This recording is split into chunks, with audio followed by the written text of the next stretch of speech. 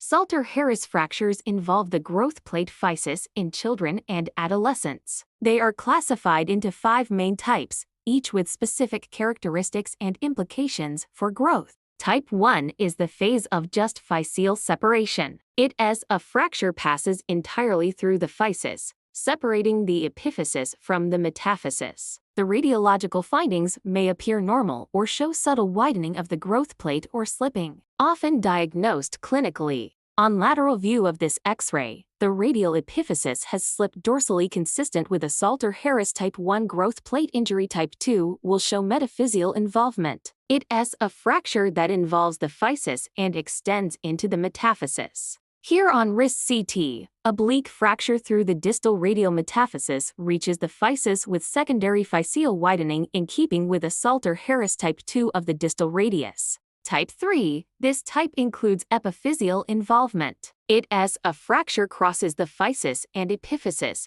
extending into the joint. The radiological findings includes intra-articular fracture line visible on X-ray that may require CT for detailed assessment. Here is CT scan of the left ankle. There is comminuted fracture of the talus extending to ankle joint with fracture of growth plate of lower end of tibia.